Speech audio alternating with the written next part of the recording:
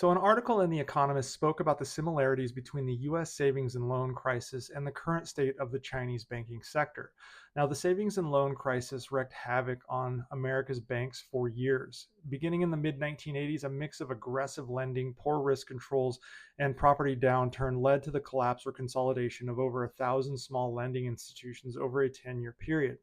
Today, China's smallest banks are experiencing similar issues, with collapses and consolidations taking place daily in China. The difference between the US and China is that even at its peak in 1989, only 40 banks shuttered per month in the US. China just experienced that statistic in 1 week. From June 21st to June 24th, 40 Chinese banks disappeared as they were absorbed into larger ones. So even at the height of the savings and loans crisis, lenders did not vanish at such a rate as we are seeing in China. Since 2019, several mid tier banks have collapsed, and powerful investment managers and state financiers have melted down. And we all know about Evergrande's $300 billion collapse. However, it is the small rural banks that pose the most complex problem, and it is a ticking thermonuclear device for China. China has 3,800 small rural banks holding 55 trillion yuan, or about $7.5 trillion in assets.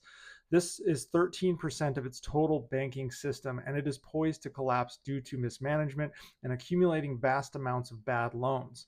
Many have lent to real estate developers and local governments, exposing themselves to China's property crisis. In recent years, some have reported that 40% of their loans are non-performing. Now, a non-performing loan means that borrowers have just stopped making payments. 40%. That is an astronomical amount. In the US right now, only 1.4% of loans are non-performing. At the peak of the 2008 financial crisis, that number was 7.5%. China is experiencing 40% non-performing. And this is because much of China's growth was cloaked in rapid real estate development that is now a massive dead weight for them. Something like 35% of China's GDP is tied up in these developments, and 60 to 70% of China's household wealth is in real estate. The 2008 financial crisis only impacted 8.5% of the US GDP. The exposure China has here is unreal. Rural banks play a crucial role in providing credit to small businesses and farmers in China. Same goes for actually the United States. But high amounts of non-performing loans limit their ability to lend, leading to a credit crunch that can stifle economic activities and growth in rural areas, which can ripple out into the broader economy.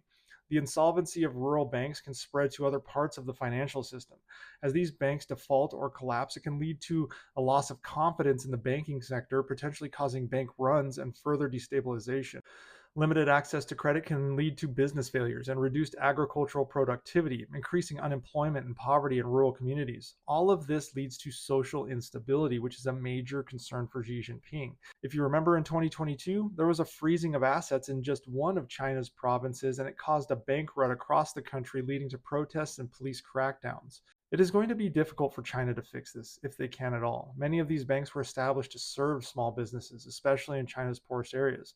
Those burdened with toxic debts struggle to provide new loans, hurting vulnerable companies and local economic growth. However, state intervention is really risky because rumors of distress among the Chinese who are already on edge within their banking system, including things like restructurings or consolidations or collapses, can trigger those bank runs I just spoke about.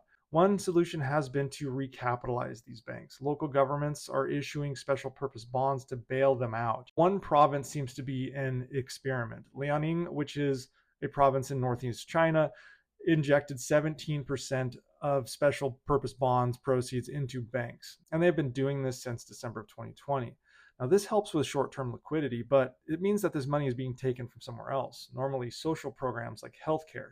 The CCP has raised urban unemployment basic medical insurance premiums by 20% in the last 20 years, and that is adjusting for inflation. If you thought healthcare was free in China, you were wrong. On top of premiums, the UEBMI requires a 10 to 30% out-of-pocket payment from their citizens.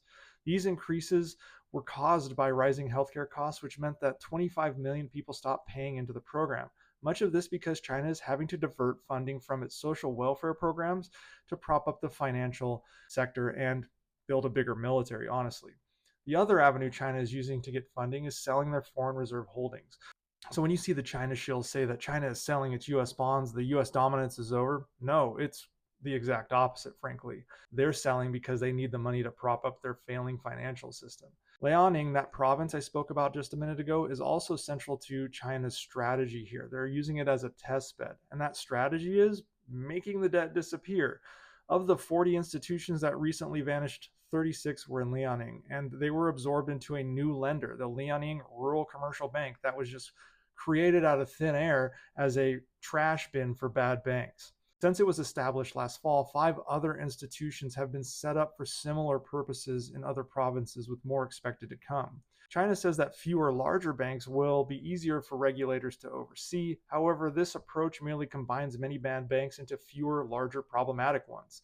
We have seen this before. If you've watched the movie or read the book The Big Short, you know that we have experienced this situation in the housing crisis, when a thing called collateralized debt obligations was created. So I'll let them explain what that is. Collateralized debt obligation. It's important to understand because it's what allowed a housing crisis to become a nationwide economic disaster. Here's world-famous chef Anthony Bourdain to explain. Okay, I'm a chef on a Sunday afternoon, setting the menu at a big restaurant. I ordered my fish on Friday, which is the mortgage bond that Michael Burry shorted. But some of the fresh fish doesn't sell. I don't know why. Maybe it just came out halibut has the intelligence of a dolphin. So what am I going to do? Throw all this unsold fish, which is the triple B level of the bond, in the garbage and take the loss? No way. Being the crafty and morally onerous chef that I am, whatever crappy levels of the bond I don't sell, I throw into a seafood stew. See, it's not old fish. It's a whole new thing.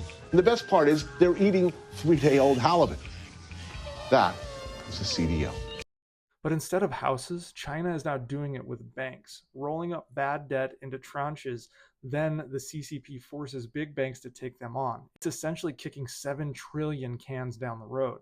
And people around the world are getting wise to this. The yuan has weakened more than 10% against the dollar since March of 2022 and is now trading at a low not seen since 2007. Make no mistake, China is in trouble. Banking crises, real estate crises, demographic crises, trade declines, it all points to one thing. Zero. And then that happens. What is that? That's America's housing market. The issue is none of us actually know when that's going to happen because the CCP is working on overdrive to slow the inevitable down. So could it be next year? Could it be in 5 years? We actually don't know.